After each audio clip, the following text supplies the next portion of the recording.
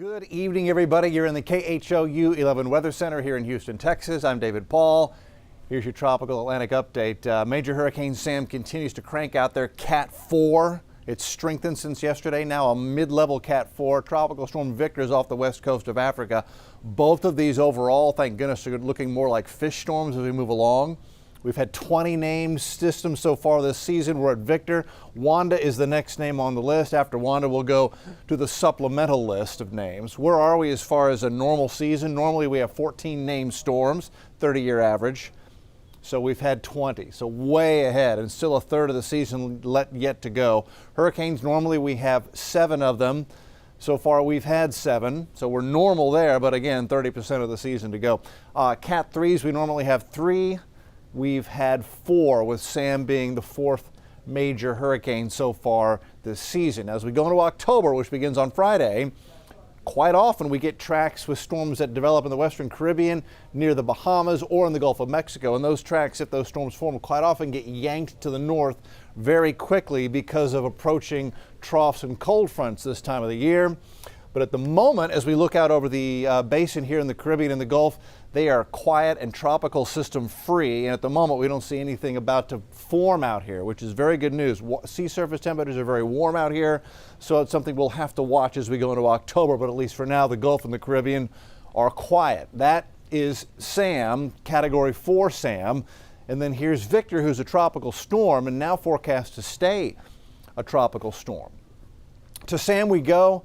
Wow, this is just a very intense hurricane. Thank goodness out over open water. Missed the Caribbean islands, good. Max winds at 145. It's now accelerating, moving northwest at 14 miles an hour. It's getting caught in the steering currents now. Pressures have dropped down into the 930s. So you get in the 930s, you know you've probably got a Cat 3, Cat 4 hurricane, and there you have it. Cat 4 winds range from 130 to 156. So at 145, we're right in there in the middle to high range of a Category 4. That is a very impressive eye on Cat 4 Sam, about 23, 25 miles in diameter. That is close to a normal eye size for a hurricane of this strength. Nothing too out of the ordinary, except that it's an extraordinary storm.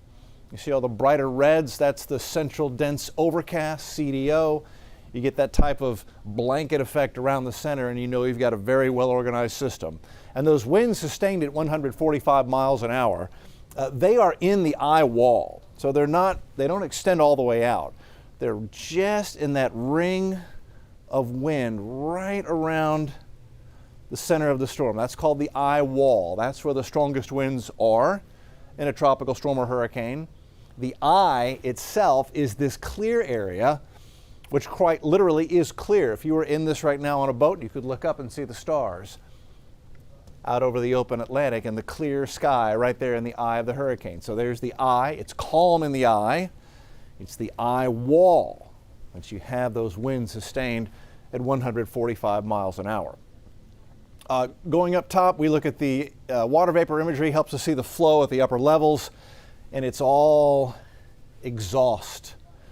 Look at how these upper level feathery clouds are feathering out away from the system. Again, these heat engines take heat energy off the surface. They bring it up through the storm. They release their heat, sort of like burning a gasoline in a gasoline engine. And then the exhaust out the tailpipe is at the top.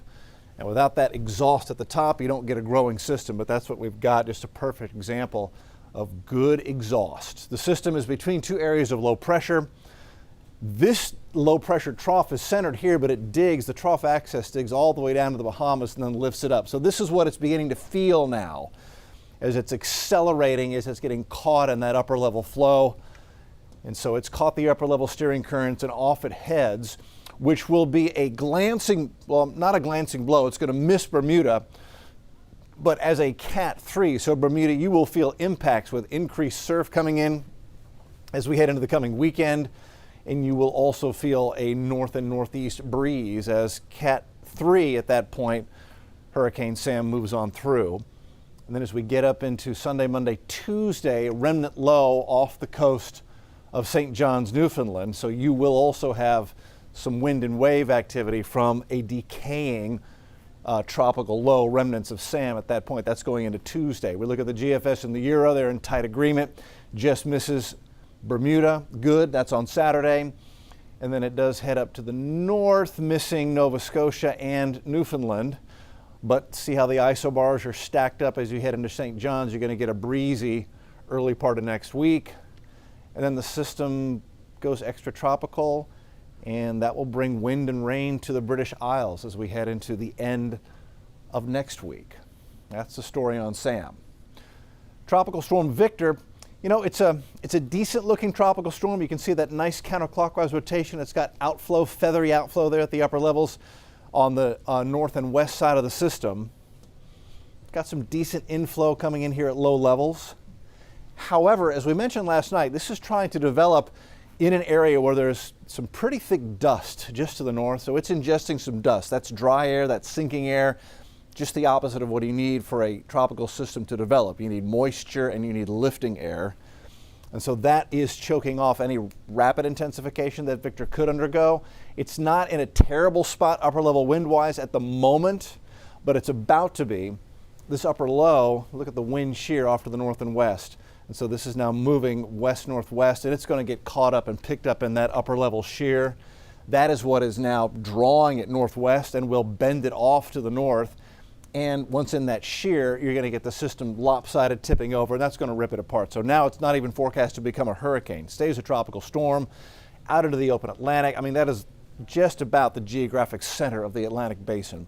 Remnant low going into Tuesday afternoon of next week. So Victor is at the moment no significant threat to anybody, although eventually a remnant low may impact some of the islands in the north and eastern Atlantic basin. So there's Sam, there's Victor.